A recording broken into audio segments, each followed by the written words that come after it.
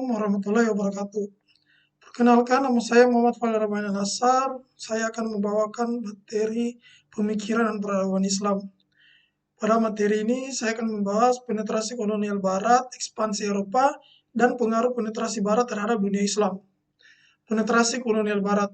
Dunia Islam pada dinasti Umayyah dan Abbasiyah berada di tangan seorang pemimpin. Namun sejak abad ke-10 muncul perkembangan baru dan hadirnya pemimpin baru yang ditunjuk membeli khalifah sebagai wakil pemimpin di beberapa dunia Islam yang akhirnya menjadi pemimpin independen.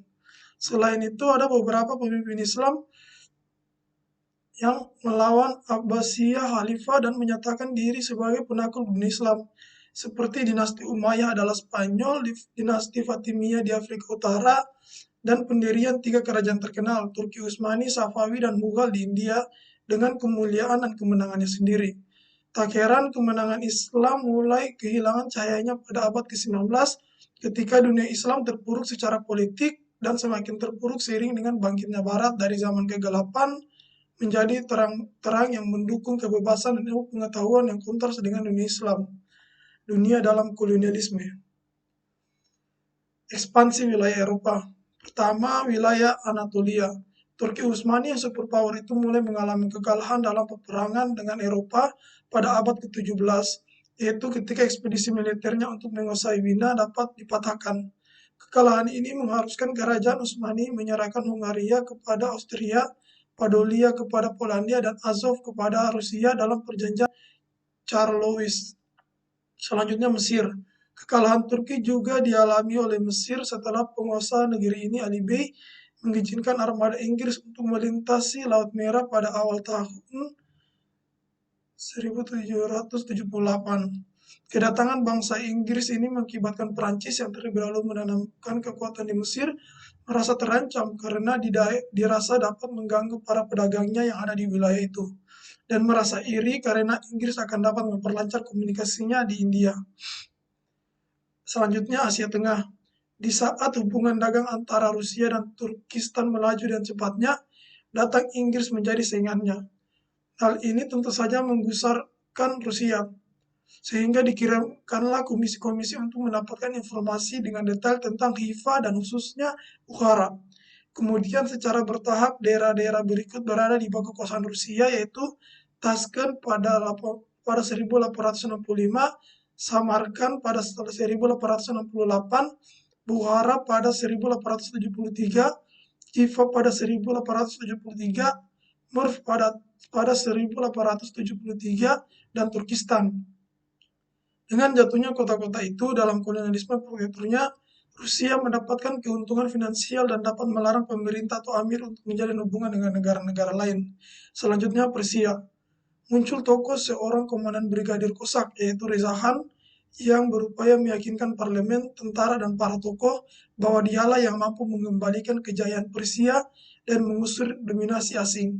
Karena itu, ia lalu ditunjuk sebagai Perdana Menteri oleh Shah dan kemudian diangkat sebagai Shah Pahlavi oleh parlemen. Lain halnya dengan Persia, Afghanistan juga menjadi arena persaingan bagi negara-negara Barat. Akhirnya sebagian dapat dikuasai Inggris dan ditaklukkannya Kabul dan Kandahar pada 1878. Selanjutnya India. Kekuasaan Mughal dapat dihancurkan oleh Inggris setelah terjadi pemberontakan pada tahun 1857 atas hasutan tentara yang bekerja pada Inggris terhadap umat Islam dan Hindu. Pada itu Inggris cenderung membenci umat Islam baik yang loyal maupun yang tidak, karena memang Islam menjadi rivalnya di India, dan untuk beberapa lama kebijaksanaan Inggris tampak meningkat untuk menyisihkan keluarga-keluarga Islam dari kehidupan politik. Selanjutnya Asia Tenggara. Penjajahan Barat di Asia Tenggara dimulai sejak ekspansi Portugal pada awal abad ke-16. Ekspansi ke Asia Tenggara ini merupakan strategi untuk menguasai jalur perdagangan antara Asia Timur dan Eropa melalui Samudra Hindia. Malaka sebagai jalur maritim dan bandar perdagangan terbesar saat itu berhasil ditundukkan pada 1911. Portugal bisa bertahan sampai dengan abad ke-17 dan selalu berseteru dengan penguasa lokal seperti Mataram Banten, Makassar, dan Ternate. Selanjutnya Afrika. Kemunduran Islam di Afrika bermula dari jatuhnya benteng pertahanan Islam di Ceuta, seberang pulau Gibraltar kepada Portugis pada abad ke-15. Kemudian menyusullah bangsa Eropa yang lain mengikuti jejaknya seperti Inggris, Belanda, dan Prancis. Kedatangan mereka ini selanjutnya menimbulkan rasa curiga antara yang satu dengan yang lain.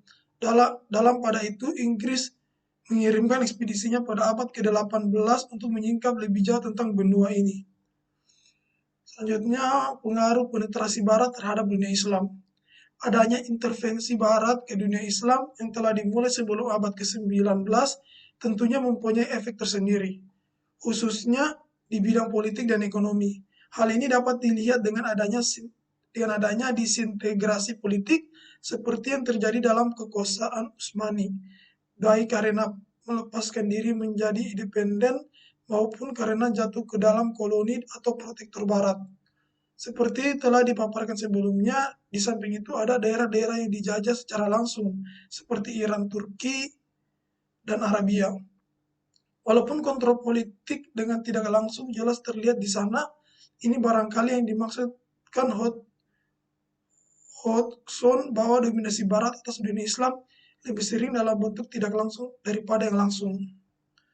Selanjutnya masuk kepada materi pembebasan dari kolonial Barat, yang mana saya akan bahas kondisi dunia Islam abad 20 dan pembebasan diri dari kolonial Barat.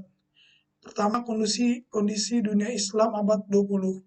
Salah satu rona modernisasi yang terhampar di abad ke-20 tersebut ialah pandangan bahwa ilmu adalah suatu yang bebas nilai atau dalam kurung netral atau value free. Ilmu yang dimaksud tentu saja ilmu-ilmu yang berasal dari peradaban Barat seperti fisika, biologi, geologi, geometri, matematika, sosiologi, dan lain sebagainya. Penerokaan yang seksama terhadap bangunan falsafah di balik ilmu-ilmu tersebut belum muncul dengan seksama. Oleh karena itu, ilmu-ilmu tersebut diterima tanpa timbangan filosofis yang berarti. Kita dapat melihat bagaimana matematika, biologi, sosiologi, dan sastra yang kesemuanya berasal dari Barat diajarkan secara utuh di lembaga-lembaga pendidikan Islam bersama pelajaran akidah, Al-Quran, hadis, bahasa Arab, dan pelajaran agama yang lain. Pendidikan Islam adalah pendidikan yang mengajarkan ilmu umum dan ilmu agama dalam sebuah lembaga. Begitulah kira-kira keadaan yang berlaku. Persoalan metafisika dan epistemologi yang merentang dalam kedua ilmu tersebut belum mendapat perhatian yang memadai. Dikotomi di antara keduanya tetap menjadi perbincangan hangat di dunia pendidikan hingga hari ini. Selanjutnya, pembebasan diri dari kolonial Barat. Gerakan kemerdekaan yang dilakukan oleh umat Islam selalu kandas ketika berhadapan dengan kolonialis Barat. Tentu saja karena teknologi dan militer mereka jauh lebih maju dari yang dimiliki umat Islam. Menurut Afghani, untuk menanggapi tantangan Barat, umat Islam harus mempelajari contoh-contoh darinya. Tentu saja tidak semua komunitas Islam sependapat dengan yang dimaksud belajar atau berguru pada Barat. Para ulama tradisional tetap mempertahankan corak non-kooperatifnya, sementara putra-putra negeri jajahan gelombang demi gelombang belajar kepada penjajah atau di sekolah-sekolah yang sengaja diadakan di negeri jajahannya. Dengan demikian, terdapat dua kelompok pejuang kemerdekaan dengan basisnya masing-masing. Ada yang sifatnya non-kooperatif, yang basisnya lembaga-lembaga pendidikan agama di Indonesia pesantren, sedangkan di Asia Tengah dan Barat serta Afrika basisnya pada kelompok-kelompok tarekat dan yang bercorak kooperatif yaitu pakar terpelajar dengan pendidikan Barat. Selesai. Mungkin sampai sini saja yang bisa saya bahas. Mohon dimaafkan segala kekurangannya. Saya tutup dengan ucapan Assalamualaikum warahmatullahi wabarakatuh.